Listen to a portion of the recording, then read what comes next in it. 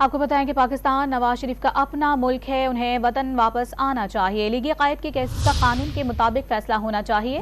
लाहौर की इंसदाद दहशतगर्दी अदालत के बाहर गैर रस्मी गुफ्तगू में असद उमर ने मुतालबा किया कि चेयरमैन PTI और नवाज शरीफ दोनों को मुहिम चलाने की इजाजत दी जाए। तहरीक इंसाफ को लाहौर में जलसे की इजाजत न मिलने पर असद उमर ने इलेक्शन कमीशन से नोटिस लेने का मुतालबा कर दिया। वापस अपना मुल्क है, उनको होना ही इधर पाकिस्तान में चाहिए था और ज़ाहिर है वापस आएंगे तो जो कानून है उसी के मुताबिक फैसले होने चाहिए।